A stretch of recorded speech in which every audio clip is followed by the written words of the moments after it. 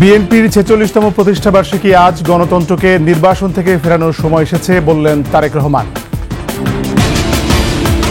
দেশ স্থিতিশীল করতে অন্তর্বর্তী সরকারকে সহযোগিতার বিকল্প নেই বলেছেন ২১শে টেলিভিশনের চেয়ারম্যান। এস আলমের ১,১৩,০০০ কোটি টাকা পাচার, বিদেশে গড়েছেন সম্পদের পাহাড়।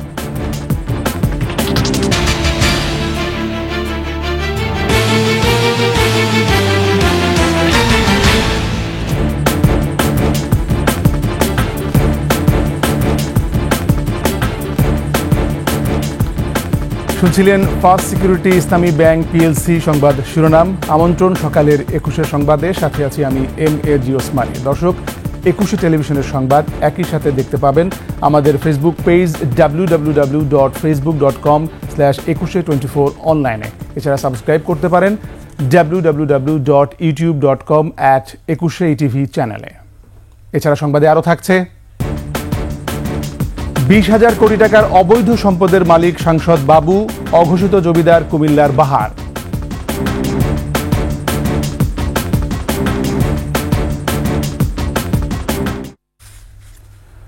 বাংলাদেশে বহুদলীয় গণতন্ত্র ফেরাতে ১৯৭৮ সালের ১ সেপ্টেম্বর তৎকালীন রাষ্ট্রপতি জিয়াউর রহমান প্রতিষ্ঠা করেন বাংলাদেশের জাতীয়তাবাদী দল বিএনপি। নানা চড়াই উতরাই পেরিয়ে এবছর ৪৬তম প্রতিষ্ঠা বার্ষিকী পালন করছে দলটি। সাংস্কৃতিক স্বাধীনতার জন্য শুরু থেকেই লড়াই করে যাচ্ছে বিএনপি।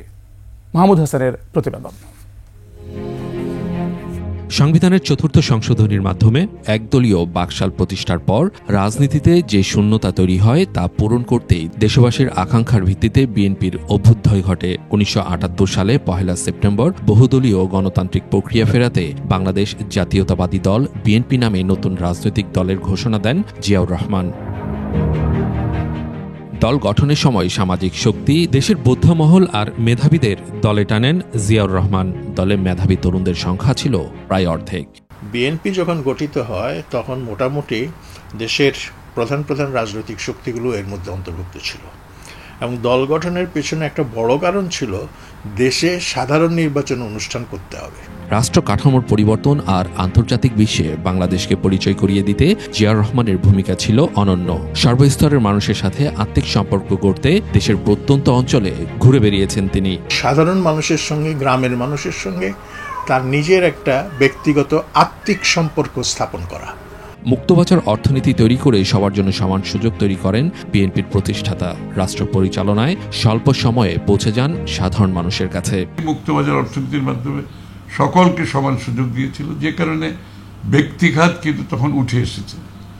কৃষক, শ্রমিক সবার মধ্যে একটা উৎসাহ, উজ্জীবনা। আধুনিক ও গণতান্ত্রিক দেশ গঠনে জিয়াউর রহমানের ভূমিকা অনস্বীকার্য।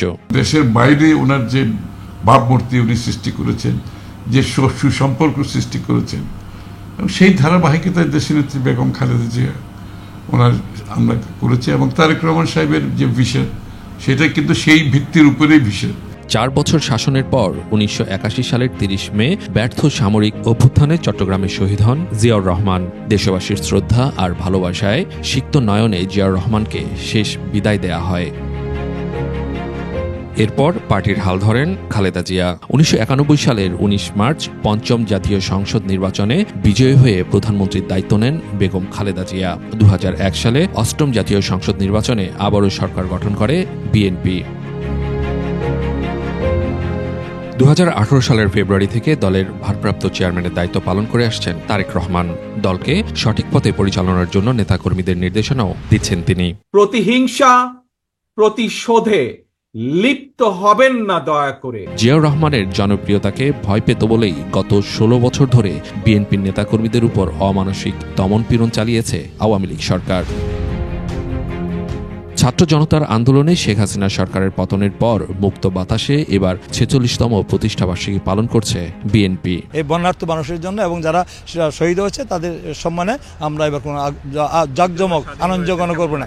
ব্যক্তি থেকে দল বড় আর দল থেকে দেশ বড়। জিয়াউর রহমানের এমন চিন্তাধারায় ভর করে আবারও দেশ গড়ার স্বপ্ন দেখছে বিএনপি। মাহমুদ হাসান, ২১শে টেলিভিশন, ঢাকা। এদিকে গণতন্ত্রকে নির্বাসন থেকে ফিরিয়ে আনার সময় এসেছে বলে মন্তব্য করেছেন বিএনপির ভারপ্রাপ্ত চেয়ারম্যান তারেক রহমান। বিএনপির 46তম প্রতিষ্ঠাবার্ষিকী উপলক্ষে গণমাধ্যমে পাঠানো বাণীতে একথা বলেন তিনি।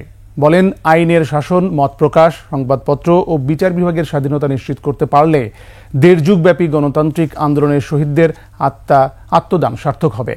তারেক রহমান আরও বলেন, দেশজুড়ে যেন আর কখনোই গুম, হত্যা, বিচার বহির্ভূত হত্যা, নারী ও শিশুদের উপর পৈশাচিকতা, সন্ত্রাস, চাঁদাবাজি, দুর্নীতি ও টাকা পাচারের মতো ঘৃণ্য বিভীষিকার পুনরাবৃত্তি না হয়। দেশের স্বাধীনতা ও সার্বভৌমত্ব রক্ষা ও বহুদলীয় গণতন্ত্রের ধারা আবারও পুনঃপ্রতিষ্ঠা করা এখন বিএনপির মূল লক্ষ্য বলেও জানান তারেক রহমান। ছাত্র জনতার গণ অভ্যুত্থানের মূল লক্ষ্যকে সামনে রেখে আগামীর বাংলাদেশ বিনির্মাণে সাংবাদিকদের অগ্রণী ভূমিকা পালন করতে হবে বলে মন্তব্য করেছেন ২১শে টেলিভিশনের চেয়ারম্যান ও সিইও আব্দুস সালাম। দুদিনব্যাপী প্রতিনিধি সম্মেলনের সমাপনী অনুষ্ঠানে প্রধান অতিথির বক্তব্যে তিনি বলেন, দেশের অবস্থা স্থিতিশীল করতে অন্তর্বর্তী সরকারকে সহযোগিতার বিকল্প নেই। এ সময় প্রতিষ্ঠানের ভাইস চেয়ারম্যান বলেন, ২১শে টেলিভিশন আবারও মাথা উঁচু করে গণমানুষের কথা বলবে। মফির রহমানের প্রতিবেদন। ২১শে টেলিভিশনের প্রতিনিধি সম্মেলনে উপস্থিত হতেই প্রতিষ্ঠানটির চেয়ারম্যান ও সিইও আব্দুস সালাম এবং ভাইস চেয়ারম্যান তাজনবা মাহবুব সালামকে ফুলেল শুভেচ্ছা জানানো হয় প্রতিনিধিদের পক্ষ থেকে। ১ মিনিট নীরবতা পালন করা হয় ছাত্র জনতার আন্দোলনে শহীদদের স্মরণে।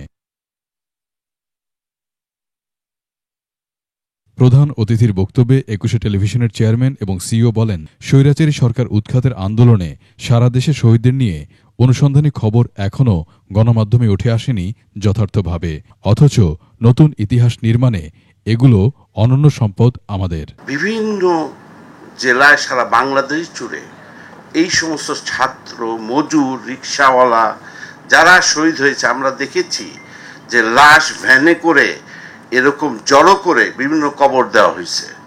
আপনাদেরকে এটা আমার অনুরোধ, আপনারা সেই সকল স্টোরি খুঁজবেন যেগুলো গণমাধ্যমে আসে নাই। গণ অভ্যুত্থানের মধ্য দিয়ে সৃষ্ট বর্তমান অন্তর্বর্তী সরকারকে দেশের স্বার্থেই সব দিক থেকে সহযোগিতা করতে সবাইকে এগিয়ে আসার আহ্বান জানান তিনি। ইন্টেরিয়াম গভর্নমেন্ট আছে, তাদের উপদেষ্টা যারাই আছে সবাই ভেরি গুড পারসন, তাদেরকে সহযোগিতা করতে হবে টু স্টেবল দিস গভর্নমেন্ট, এই স্থিতিশীল করার জন্য। কারণ এখনও দেখেন অনেক থানায় লোক নাই, আইন শৃঙ্খলা পরিস্থিতি ঠিক নাই, তারপরে অনেক জায়গায় কাজ হচ্ছে না। এখন আমাদেরকে হেল্প করতে হবে যাতে এগেইন এই যে প্রশাসনিক এবং যে সমস্ত আছে এটা রিবিল্ড হয়। আব্দুস সালাম বলেন, বিগত সরকারের দুর্নীতি সহ সব ধরনের অপকর্মের খবর আড়াল করতেই ২১শে টেলিভিশন দখল করে রাখা হয়েছিল দীর্ঘ ৯ বছর। যারা সাংবাদিকতা হচ্ছে একটা পেশা, যে পেশায় ফার্স্টে হচ্ছে নৈতিকতা প্রশ্নটা আসে এবং মানুষের পাশে দাঁড়ানো, এটাই তো আপনাদের কাজ। প্রতিষ্ঠানের ভাইস চেয়ারম্যান তাজনবা মাহবুব সালাম বলেন, ২১শে টেলিভিশনকে আবারও ২১শে চেতনায় দেশের ১ নম্বর চ্যানেল হিসেবে প্রতিষ্ঠিত করতে হবে। If you follow your dreams, you can achieve your goals. But if you follow your obstacles, you cannot fulfill your dreams properly. কারণ বাধাকে অতিক্রম করতে হবে। বাধা দেখে আমরা পিছপা হব না, আমরা এগিয়ে যাব। আমরা আমাদের চেয়ারম্যান স্যারের সহযোগিতায় তার যে জ্ঞান, তার যে বুদ্ধি আল্লাহ দিয়েছেন, সেটাকে রপ্ত করে তার ইনস্ট্রাকশন অনুযায়ী আমরা এই ২১শে টেলিভিশনকে আবারও ১ নম্বরে নিয়ে যাব। নতুন প্রযুক্তি সংমিশ্রণে সংবাদ পরিবেশনে এই সম্মেলন অনেক বেশি ভূমিকা রাখবে বলে মন্তব্য করেন সারা দেশের প্রতিনিধিরা। এখন যে বিভিন্ন ধরনের যে রিপোর্টিংয়ের যে স্টাইলটা, এটা নতুন নতুন অনেক জিনিস আমরা জানলাম। আমরা আধুনিক ডিভাইসের যে ব্যবহার, এই ব্যবহারগুলো আমরা শিখলাম। ২১শে আবারও নির্ভয়ে গণমানুষের কথা বলবে বলে বিশ্বাস তাদের। আমি আশাবাদী, আশা করি যে আগামীতে ২১শে টেলিভিশন উন্মুক্ত, অবারিতভাবে সাধারণ মানুষের কথা বলতে পারবে। জনগণ যে নিউজটা চাই, সত্য এবং ন্যায়ের যে নিউজটা চাই, সেই নিউজটা যদি আমরা এখানে উপস্থাপন করতে পারি, অবশ্যই পূর্ব অবস্থানে ২১শে টেলিভিশন ফিরে যাবে। দ্বিতীয় দিনের শুরুতে national desk in-charge Mushfika Nazneen এর তত্ত্বাবধানে নিউজ আইডিয়া নিয়ে গ্রুপ ভিত্তিক কাজের অংশ নেন তারা। টেলিভিশন থেকে ডিজিটাল প্রোডাকশন রূপান্তর এবং স্টোরি হান্টিং বিষয়ে সেশন পরিচালনা করেন deputy head of news Harunur Rashid. কেউ জানে না। বার্তা সম্পাদক আবু হানিফা এবং বুলবুল চৌধুরী আলোচনা করেন স্ক্রিপ্ট লেখা এবং এডিটিং বিষয়ে। যে আমাদের খুব একটা সমস্যা। এছাড়া online broadcast, camera, video editing, production, IT সহ নানা বিষয় অনুষ্ঠিত হয় আলাদা সেশন। প্যারাটা বা আপনাদের স্ক্রিপ্টটা যেটা পাঠান সব প্রতিদিন আসবে, আপনি মফিউর রহমান, একুশে টেলিভিশন, ঢাকা। এস আলম তার স্ত্রী ও 2 সন্তানের বিরুদ্ধে 1,13,245 কোটি টাকা পাচারের তথ্য পেয়েছে সিআইডি। অফশোর ব্যাংকিং, হুন্ডি ও বাণিজ্যের আড়ালে এই অর্থ পাচার করা হচ্ছে। রাজীব জামানের রিপোর্ট। সাইফুল আলম মাসুদ ওরফে এস আলম ভয়ঙ্কর এক ব্যাংক লুটেরা, অর্থ পাচারকারী। পিছিয়ে নেই তার স্ত্রী ফারজানা পারভিন, ছেলে আহসানুল আলম ও আশরাফুল আলমও। পরিবারের সবার বিরুদ্ধেই অর্থ পাচারের প্রাথমিক প্রমাণ মিলেছে। প্রতারণা, হুন্ডি ও বাণিজ্যের আড়ালে দেশ থেকে অর্থ পাচার করে সিঙ্গাপুর, সাইপ্রাস, মালয়েশিয়া ও ইউরোপের বিভিন্ন দেশে স্থাবর অস্থাবর সম্পদ ক্রয় ও ব্যবসা প্রতিষ্ঠান পরিচালনা করছেন। এখন পর্যন্ত পুলিশের অপরাধ তদন্ত বিভাগ সিআইডির financial crime unit S Alam ও তার সহযোগীদের 1,13,245 কোটি টাকা পাচারের তথ্য পেয়েছে। পাচারকৃত অর্থে সিঙ্গাপুরে প্রায় 245 কোটি 74 লাখ টাকা পরিশোধিত মূলধনের ক্যানালি লজিস্টিক্স লিমিটেড নামক প্রতিষ্ঠান গড়ে তুলেছেন এস আলম। এছাড়া ভুয়া নথি, জাল জালিয়াতি এবং প্রতারণার আশ্রয় নিয়ে আমদানি রপ্তানি ও বিনিয়োগের নামে দেশের 6টি ব্যাংক থেকে 95,000 কোটি টাকা ঋণ আত্মসাৎ করে পাচার করেছে এস আলম ও তার সহযোগীরা। সিআইডি বলছে এস আলম বিদেশে ভুয়া কোম্পানি খুলে অফশোর ব্যাংকিং এর মাধ্যমেও 18,000 কোটি টাকা পাচার করেছেন। রাজীব জামান, একুশে টেলিভিশন, ঢাকা। নিচ্ছি সংবাদ বিরতি। যখন ফিরছি তখন অন্যান্য খবরের সঙ্গে আরও থাকবে। নরসিংদীতে মৎস্যজীবী লীগের কার্যকরী সদস্যকে কুপিয়ে হত্যা করেছে দুর্বৃত্তরা।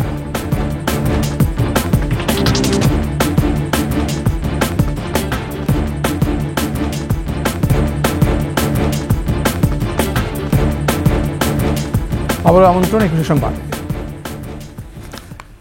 20,000 কোটি টাকার অবৈধ সম্পদের মালিক হওয়া সত্ত্বেও বারবার দুদক থেকে দায় মুক্তি বা ক্লিন সার্টিফিকেট পেয়েছেন নারায়ণগঞ্জ 2 আসনের সাবেক সংসদ সদস্য নজরুল ইসলাম বাবু। রাজনৈতিক প্রভাব ও দুদকের কর্মকর্তাদের সহযোগিতায় অবৈধ সম্পদ নিরাপদে রাখেন বাবু। টাকা পাচার করে মালয়েশিয়ায় গড়েন সেকেন্ড হোম। শেখ হাসিনা সরকারের পতনের পর বাবু পলাতক থাকলেও তার সহযোগী দুদক কর্মকর্তারা আছেন বহাল তবিয়তে। রবিউল ইসলামের ক্যামেরায় বিস্তারিত জানাচ্ছেন মানিক শিকদার। কন্যার সাহায্যার্থী সরকারের সফলতা। নজরুল ইসলাম বাবু নারায়ণগঞ্জের 2,500-এর সাবেক সংসদ সদস্য, একসময় করতেন জাতীয় পার্টির ছাত্র সংগঠন জাতীয় ছাত্র সমাজ। 1990 সালে স্বৈরাচার পতনের পর যোগ দেন ছাত্রলীগে, পরে হয়ে যান কেন্দ্রীয় সাধারণ সম্পাদক। 2008 সালে সংসদ নির্বাচনে প্রথমবারের মতো আওয়ামী লীগের মনোনয়ন পান। ক্ষমতাচ্যুত শেখ হাসিনার 4 মেয়াদেই সংসদ সদস্য ছিলেন বাবু। তার একটা সময়ে কিছু ছিল না, তিনি ছাত্র সংগঠন করতেন ঢাকা ভার্সিটিতে এবং পরবর্তীতে তিনি হাজার হাজার কোটি টাকা করেছেন এমপি হওয়ার পরে। দুর্নীতি দমন কমিশন দুদকের অনুসন্ধান ব্যাহত করে 2 বার দায়মুক্তি পেয়েছেন বাবু। অবৈধ সম্পত্তি অর্জনের জন্য দুদক একটি মামলা করেছে আমরা জানি, কিন্তু সেই মামলা আসামি সত্ত্বেও তাকে কেন গ্রেপ্তার করা হয় নাই সেটা একটি প্রশ্ন রয়েছে। সাবেক স্বৈরশাসক শেখ হাসিনার বোন শেখ রেহানার সাথে তার একটি ঘনিষ্ঠতা রয়েছে, তার কারণে হয়তো আমরা আশা করছি বা মনে করছি তাকে গ্রেপ্তার করছে না। সংসদ সদস্য হওয়ার আগে নজরুল ইসলাম বাবুর তেমন কোনো সম্পদ ছিল না। জবরদখলের রাজনীতি আর অবৈধ সম্পদ পাচার করে বাবু মালয়েশিয়া গড়ে তুলেছেন সেকেন্ড হোম। সেখানে বাড়ি কিনেছেন, আছে কোম্পানি। টাকাগুলি জনগণের সম্পত্তি। এই টাকা শুধু সাধারণ মানুষ না, 2,500-এর যত শিল্প প্রতিষ্ঠান আছে প্রত্যেকটা শিল্প প্রতিষ্ঠানকে এই নজরুল ইসলাম বাবুকে মাসিক একটা ভাতা দিতে হতো এবং সেটা খুব বড় অঙ্কের টাকা। 21-এর হাতে আসা দুদকের নথি থেকে জানা যায় বাবু, তার স্ত্রী সাইমা আফরোজ ও পরিবারের সদস্যরা Suchona dyeing and printing, star trading company, Babu enterprise ও Suchona dyeing printing webbing industries limited নামে 4টি প্রতিষ্ঠানের মালিক। সংসদ সদস্য হওয়ার পর এসব কারখানা দখলে নেন বাবু। রূপগঞ্জের পূর্বাচলে 10 কাঠার আবাসিক প্লট, 2500 সদরের কৃষ্ণপুরা ও বাজবি মৌজায় 2টি ডুপ্লেক্স বাড়ি, কৃষ্ণপুরায় 99 শতক জমি, গাজীপুরায় 98 শতক জমি ও নরসিংদীতে 362 শতক জমি ও গাজীপুরের 14 বিঘা জমির মালিক বাবু। পূর্বাচলের প্লটটি ছাড়া নারায়ণগঞ্জ, নরসিংদী ও গাজীপুরের জমি ও বাড়ি জবরদখল করা হয়েছে বলে জানান স্থানীয় বাসিন্দারা। যেটা আমার বাপ দাদা কিনে দেওয়া সম্পদ, ওইটাও আমরা ছাড়তে তার ভয়ে আমরা বাধ্য হয়েছি। আমি একটা বাঙ্গা ঘর তাই দুয়ার ছাড়া আমি অনেক জায়গা উঠতে নিতে পারি না, আমি এটা বিচার চাই আমি না করতে। বাবুর নিজের ও মায়ের নামে আছে 2টি শিক্ষা প্রতিষ্ঠান। প্রতিষ্ঠান 2টি অন্যের জমি দখল ও উচ্ছেদ করে গড়ে তোলা হয়েছে। কিছু সংখ্যক লোকের বাড়িঘর ভাঙা তারা ওইখান থেকে বিতাড়িত করে দিছে। আমাদের জায়গাটা দখল করে এখানে স্কুল তৈরি করছে, আমাদের জায়গা জোরে নিয়ে আমগর উঠাই দিচ্ছে। বৈধ না অবৈধ হয়েছে বেগম জাহানারা বিদ্যালয় যে বেসরকারি, কোনো সরকারি অনুদান এটা নেই।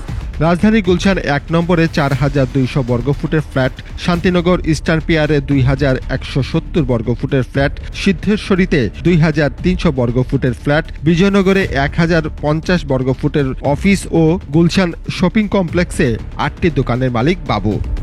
বেলিজিং, Grameen 2 mutual fund, eastern housing, SIBL এর উল্লেখযোগ্য সংখ্যক শেয়ারের মালিক তিনি। মধুমতি ব্যাংকের আছে 20 কোটি টাকার বিনিয়োগ। স্ত্রী সাইমা আফরোজের নামে গুলশান পোস্ট অফিসে আছে 16 কোটি টাকার সঞ্চয়পত্র। 2500 দখল চাঁদাবাজিতে বাবুর সহযোগী ছিলেন তারই ভাগ্নে ইকবাল মোল্লা ও ফয়সাল মোল্লা, ভাই নাজমুল ও ভগ্নিপতি তালেব মোল্লা। এমপি সাহেবের বাগিনা একটা আছে ইকবাল করেলাম ভাই অলি থাকা মেম্বারও হ্যাগো আত্মীয় লাগে দেখে সেই পাওয়ারে আমগো সবকিছু জোর করে দল করে খাইতেছে। মালিক আমরা রয়ে গেলাম কিন্তু জায়গা দর আমরা পাইতেছি না। তো আমরা গরিব মানুষ, আমরা কার কাছে বিচার চাই? আমরা সরকারের কাছে বিচার চাই। বাবু ও তার সহযোগীদের বিচার চান নারায়ণগঞ্জবাসী। মানিক শিকদার, 21 টেলিভিশন, ঢাকা। নিজেকে পরিচয় দিতেন কুমিল্লার অভিভাবক, প্রতিপক্ষকে কোণঠাসা করে কায়েম করেছিলেন পরিবারতন্ত্র। ফুটপাত থেকে শুরু করে সরকারি অফিস সবই ছিল তার দখলে। দমন নিপীড়ন সহ বাহারি রাজত্ব ছিল তার। নিজের দলের কাছে ছিলেন বিতর্কিত। দলের তৃণমূলের মতামতকে তোয়াক্কা না করে নিজের মেয়েকে করেছিলেন সিটি মেয়র।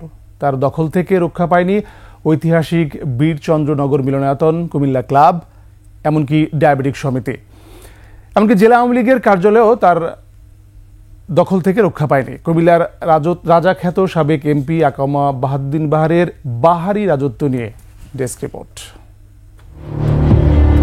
আকমা বাহাউদ্দিন বাহার 2008 সালে প্রথমবারের মতো সংসদ সদস্য হয়েই কুমিল্লায় রাজত্ব শুরু করেন। পরিচয় দিতেন কুমিল্লার অভিভাবক হিসেবে। কুমিল্লার অঘোষিত জমিদার ছিলেন বাহার। পদে পদে তার প্রমাণও রেখেছিলেন তিনি। 15 বছর ধরে কুমিল্লার রাজনীতিতে বাহারই ছিল শেষ কথা। ভিন্ন দল ছাড়াও নিজের দলের নেতাকর্মীদেরও কোণঠাসা করে রেখেছিলেন তিনি। এই কুমিল্লাকে চুষে খেয়েছে, কুমিল্লার বিভিন্ন ডিপার্টমেন্টকে সে দখল করে নিয়ে সে টেন্ডার সাধারণ মানুষকে এখানে ব্যবসা করতে দেয়নি। গত ইলেকশনের আগে ব্যাংক ঋণ ছিল ওনার, সবাই থেকে নিয়ে এই 40 লক্ষ টাকাটা কত সামথিং 40 লক্ষ টাকা দিয়ে গেছে। আজকে দেখেন উনি হাজার হাজার কোটি টাকার মালিক। কিভাবে আসলো? এদিকে আলাদিনের চেরাগ। কুমিল্লা শহরের মানুষের মধ্যে এমন একটা ভয়ভীতি ছিল, একটা বিয়ের অনুষ্ঠান করতে হলে তাকে নিয়ে তার অনুমতি নিতে হবে, কাকে দাঁত দিবে না দিবে। কুমিল্লার রাজনীতিতে প্রতিষ্ঠা করেন পরিবারতন্ত্র। আওয়ামী লীগের অধিকাংশ কমিটির বড় পদে বসিয়েছেন পরিবারের সদস্যদের। প্রভাব খাটিয়ে 9 মার্চের কুমিল্লা সিটি কর্পোরেশনের উপনির্বাচনে মেয়ে সূচনাকে বানিয়েছেন মেয়র।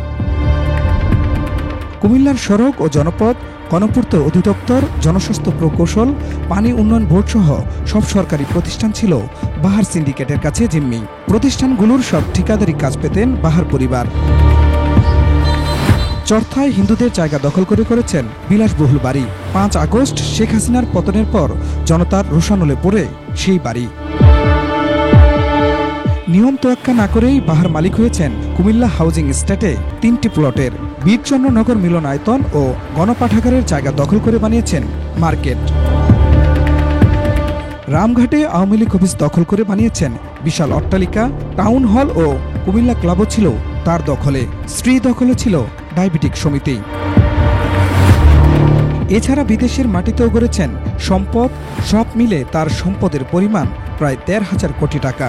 তবে এসব বিষয়ে এখনো ভয়ে কথা বলতে চান না স্থানীয়রা।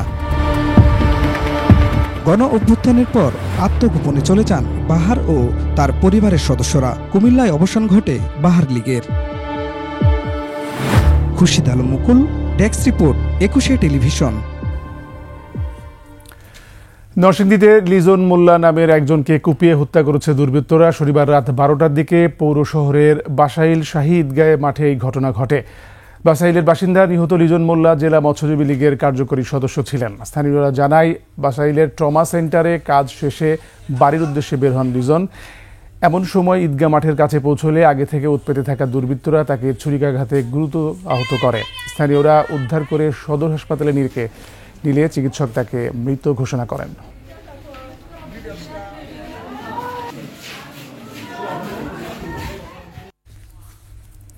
শেষ করছি 21 সংবাদ। যাবার আগে ফার্স্ট সিকিউরিটি ইসলামী ব্যাংক পিএলসি সংবাদ শিরোনামগুলো আরও একবার। বিএনপির 46তম প্রতিষ্ঠা বার্ষিকী আজ। গণতন্ত্রকে নির্বাসন থেকে ফেরানোর সময় এসেছে বললেন তারেক রহমান। দেশ স্থিতিশীল করতে অন্তর্বর্তী সরকারকে সহযোগিতার বিকল্প নেই বলেছেন 21 টেলিভিশনের চেয়ারম্যান। এস আলমের 1,13,000 কোটি টাকা পাচার, বিদেশে গড়েছেন সম্পদের পাহাড়।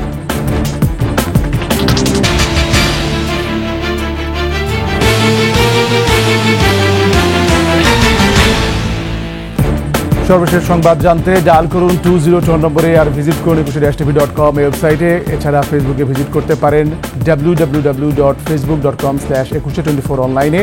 এছাড়া সাবস্ক্রাইব করতে পারেন www.youtube.com/21etv চ্যানেলে। এতক্ষণ সঙ্গে থাকার জন্য ধন্যবাদ। পরবর্তী সংবাদ সকাল 10টা 55 মিনিটে দেখার আমন্ত্রণ রইল। 21-এর সাথেই থাকুন।